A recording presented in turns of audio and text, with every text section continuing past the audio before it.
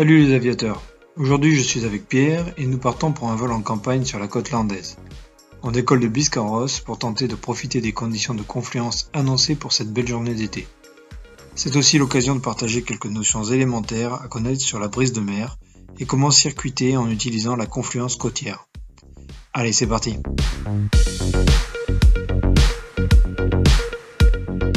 Parlons d'abord du fonctionnement de la convection thermique en bord de mer. Sur le littoral atlantique, le vent dominant est le plus souvent orienté ouest, donc venant de la mer. Au début de la convection, les cumulus se forment d'abord loin de la côte, car l'air a besoin de s'échauffer en parcourant les premiers kilomètres avant d'atteindre la température de déclenchement de la convection. Puis, alors que le plafond monte rapidement sur les terres, il s'élève plus lentement sur la côte. Il s'installe donc un plafond en marge d'escalier avec des cumulus de plus en plus haut en s'éloignant de la mer. Avec Pierre, nous nous éloignons d'abord de la côte pour un premier point à l'est et effectivement, nous avançons en marche d'escalier.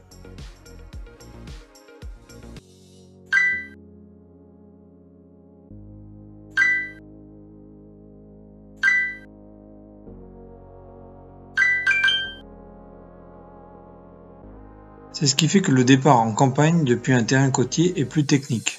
Malgré ce désavantage, il faut essayer de partir tôt le matin pour échapper à un autre phénomène qui survient en général dans l'après-midi, entre 14h et 16h.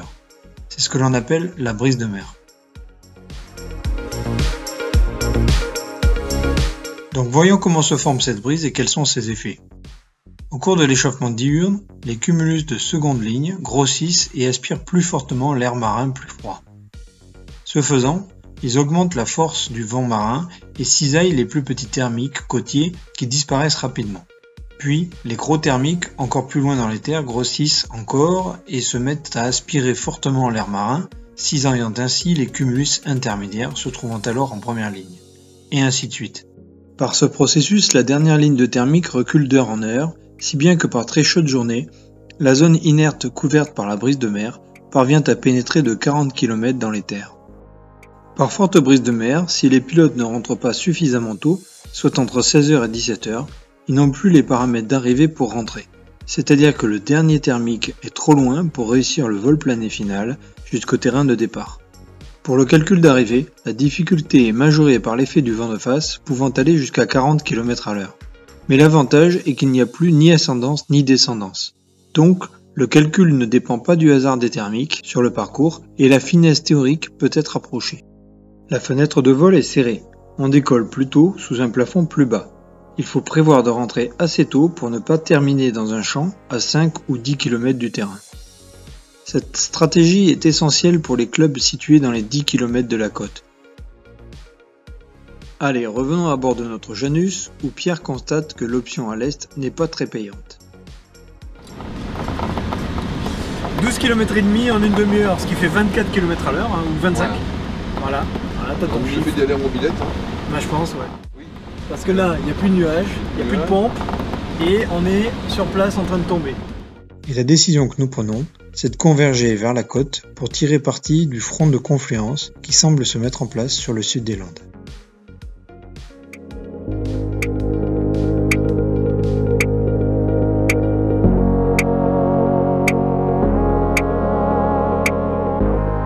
Les explications données précédemment pourraient laisser penser que le vol en campagne, près du littoral, est impossible. Mais en fait, les conditions changent quand le vent du gradient est de secteur est. Il peut alors se former une confluence côtière. En météo, le terme de confluence désigne des lignes de courant de vent qui suivent le sens général du flux tout en convergeant. Et sur la carte, cela se matérialise par le resserrement des lignes de courant autour du trait de côte. C'est ce type de situation que l'on observe le jour de notre vol avec Pierre, avec le vent de nord-est qui converge et s'oppose à la brise de mer de nord-ouest. Au niveau de la zone de contact, la convection fait rentrer l'air frais de la mer qui est aspiré par la base des thermiques. L'air chaud venu de la terre est moins dense et a tendance à s'élever au-dessus. Il se produit alors une élévation de la masse d'air parallèle à la côte, comme sur le front d'une perturbation, mais à plus petite échelle. Ce système peut se mettre en place tout le long du trait de côte. Cette élévation accentue localement la convection et permet au cumulus du littoral de passer au-dessus de la couche d'inversion moyenne de subsidence et de dépasser les cumulus environnants. Quand le phénomène se met en place, on constate une ligne régulière de cumulus tout le long du littoral. Le plus souvent, le vent d'est résiste une partie de la journée, puis recule face à la brise. Mais pour un vent d'est bien établi, les ascendances peuvent aller jusqu'à 10 km en mer, avec des plafonds atteignant jusqu'à 2500 mètres. Alors voyons maintenant comment prévoir ces situations de confluence.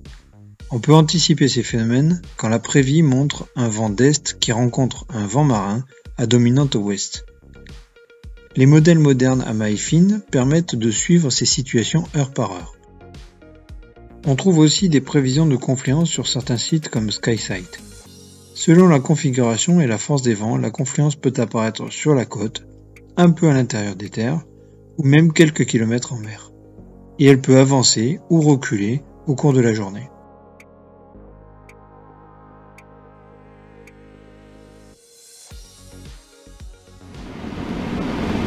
Alors, comme le bulletin était optimiste, si vous avez parlé d'une confluence, elle y est bien. On la voit devant nous. Ouais. C'est la ligne de nuages qu'on a devant nous à gauche. D'accord, ouais, c'est ça là. Voilà, tout à fait. Cette ligne de nuages, d'après le bulletin, elle aurait dû être sur le trait de côte. Si le vent d'est avait été suffisamment puissant, Ouais. elle aurait été même légèrement en mer. Et là, malheureusement, le vent d'est est un petit peu trop faible. Et ce qui fait qu'en fait, elle est plus à l'intérieur des terres. Ce qui est assez classique.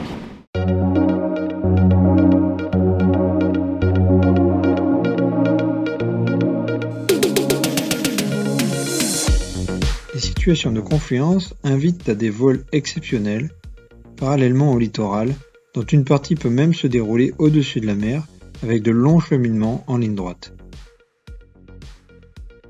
Pour cela, il faut bien savoir comment positionner sa trajectoire. Sur la côte, les cumulus forment une ligne plus ou moins droite, qu'il s'agit de suivre en observant un écartement latéral au nuage qui dépend de la hauteur à laquelle on transite. Plus on est haut, plus il faut se rapprocher de l'océan. Plus on est bas, plus il faut chercher les ascendances du côté des terres. Pour la suite du vol avec Pierre, nous descendons 70 km vers le sud, sous des conditions très favorables, sans avoir beaucoup besoin de spiraler. Et nous arrivons enfin à notre point de virage, en limite de la TMA2 de Biarritz. Majesque, ouais, on va dire qu'on l'a viré. Par contre, on n'a pas trouvé la pompe. Sur le chemin du retour, c'est d'abord encore assez favorable sur un axe sud-nord. On fait quelques constatations. Les cumulus des terres sont moins beaux et finissent par disparaître. Une zone bleue se dessine entre le front de brise et les cumulus de l'intérieur. Lors de ce tour de spirale, on distingue bien la zone de bleu.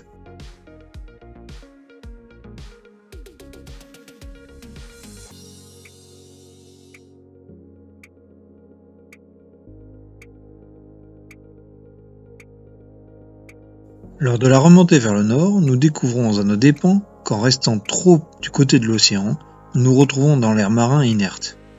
Nous perdons de la hauteur et nous ne trouvons plus les pompes. La bonne réaction est de nous décaler vers l'est pour trouver le front de confluence avant de reprendre notre route vers le nord. Limite, tu vois, on commençait à arriver dans l'emprise de la brise de mer. Ouais, c'est ça. Et là, il faut savoir repérer le truc et se dire bon stop, on repart à l'est, on va reprendre du plafond et on reprend un cheminement plus à l'est pour le retour.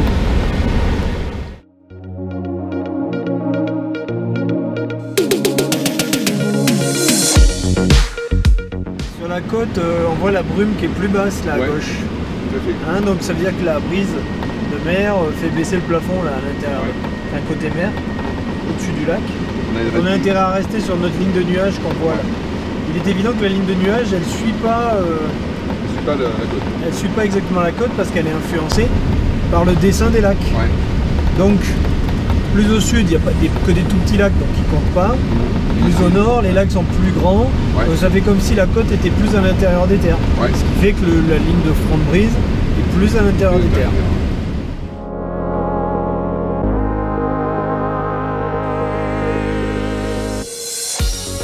Alors Lorsque le front est bien marqué, les cumulus de la côte peuvent présenter une base à deux niveaux, une partie plus haute côté terre et une plus basse côté mer. Le côté favorable se situe sous la partie haute du nuage.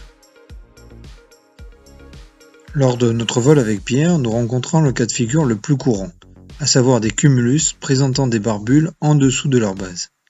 Pour trouver la zone portante, il faut passer à l'est de la barbule.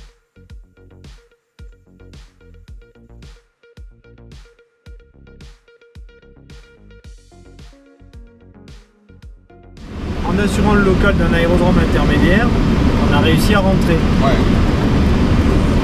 Mais c'est vrai que des fois, eh ben le retour est carrément compromis par une brise de mer très puissante. Ouais, c'est ça, tu peux le savoir à l'avance. Oui. Aujourd'hui, on savait qu'on aurait une brise de mer qui serait pas très forte, parce que déjà le météo nous disait que le front de brise resterait cantonné à 10-20 km à l'intérieur des terres, ce qui est le cas, hein, puisqu'on a les pompes, on a encore des pompes au terrain, c'est que le front de brise n'est pas rentré beaucoup.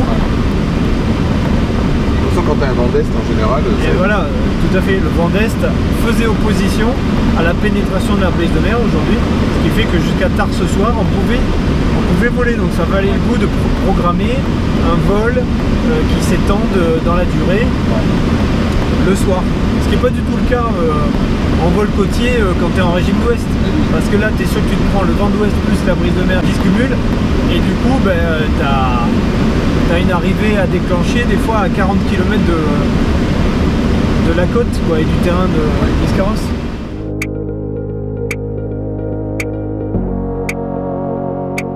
Voilà, c'est dans la restitution du soir que se termine ce vol et cette vidéo. J'espère que ce partage d'expérience aura tordu le cou à l'idée préconçue selon laquelle la zone côtière n'est pas favorable au vol à voile. Allez, à bientôt sur la chaîne Aviateur et bon vol à tous.